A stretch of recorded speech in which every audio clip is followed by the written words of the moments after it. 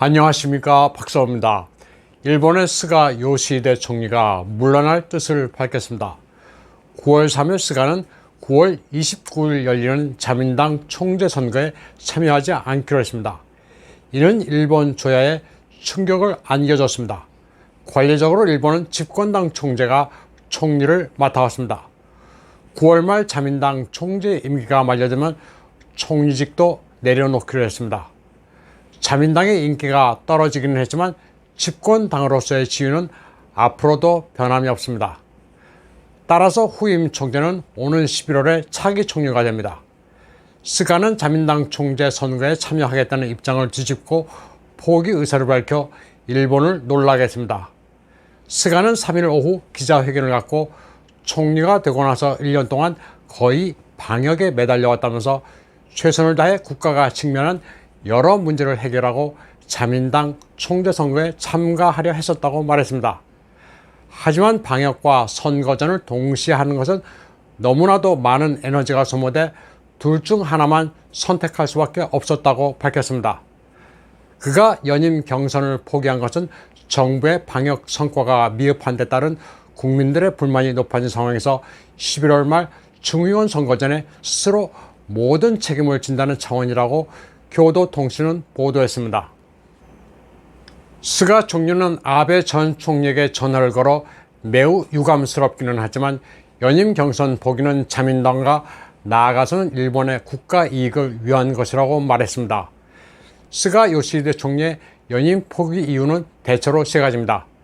첫 번째는 2020년 9월 취임 이후 방역 노력이 실패로 돌아갔기 때문입니다.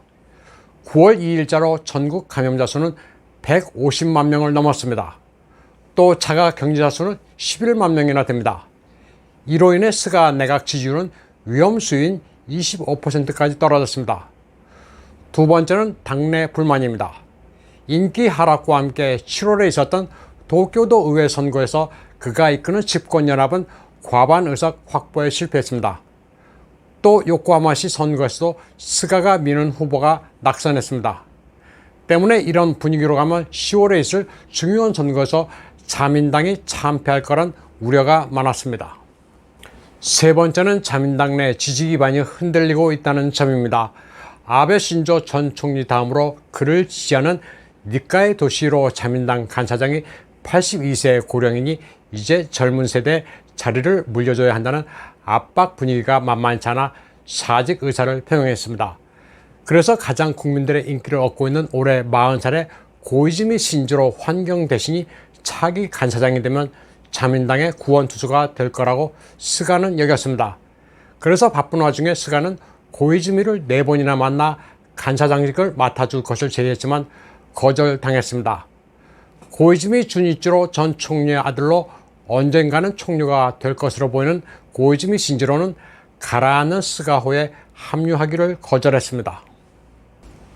스가 요시히데 총리의 연임 포기 발표에 가장 관심 있는 나라는 중국입니다. 상당히 당혹스러워하고 있습니다. 스가의 연임 포기 속내가 어떻든 총리가 방역 실패에 따른 민심 악화에 따라 스스로 자기 책임이라면서 물러나는 것으로 비춰지기 때문입니다. 쉽게 말해 시진핑과 비교된다는 점이 당혹스러울 수밖에 없습니다. 중공에서는 허난성, 정저우 참사 등 인재로 인한 여러 재난에도 책임을 지겠다는 지도자가 없으며 심지어 시진핑은 3년임에 박차를 가하고 있습니다. 일본을 바라보는 중공 사람들이 시진핑 정권에 대해 어떤 생각을 가질지가 중공 당국으로서는 아무래도 부담이 될 수 있습니다. 스가 총리의 경선 포기로 인한 일본 정가의 요동 속에서 불어닥친 중공의 좌절은 친중파인 니카이 도시히로의 간사장직 사퇴 의사 표명입니다. 니카이는 일본 정가 최대 친중파입니다. 간사장 재임 기간이 다나카 가쿠에의 기록을 넘어설 정도로 자민당을 좌지우지한 존재입니다. 스가 총리보다 10살 정도 많은 니카이는 그동안 일본 정가의 대표적 친중 정격으로 시진핑과도 친합니다. 일본도 1대1로에 협조해야 한다고 주장할 정도의 친중파였습니다. 전염병이 발생하자 중공에 대한 일본의 방역 물자 지원을 주도한 이도 니카이입니다. 하지만 일본 사회에 불고 있는 반중 정서를 마냥 거스를 수는 없었습니다. 일본 국회 총리관저 자민당 본부가 있는 나가타주의 권력을 주름잡는 니카이는 11살 연하인 스가 총리의 반중 스탠스를 제어하지는 못했습니다. 일본은 중공이 그토록 노려보고 있는 타이완과 급속히 가까워지면서 백신까지 지원했습니다. 니카이 도시히로는 8월 12일 아주 이례적으로 시에창팅 주일 타이완 대표를 자민당 본부에 불러 회담을 갖기도 했습니다. 과거에는 상상하지도 못했을 일입니다. 니카이는 간사장직을 사퇴한 뒤 선거를 도울 것으로 관측되고 있습니다. 벌써부터 이시바 시게루가 그에게 도와달라고 요청한 것으로 전해지고 있습니다. 중공으로서는 당장 대화 창구가 사라지게 생겼습니다. 2020년 여론조사에서 일본인들의 대중국 친밀도는 20%에 불과했습니다. 일본인들의 반중 감정은 사상 최악입니다. 이제 일본에서는 집권 자민당이든 야당이든 선거를 앞두고 중공의 우호적인 스탠스를 보이기가 극히 어려운 상황입니다.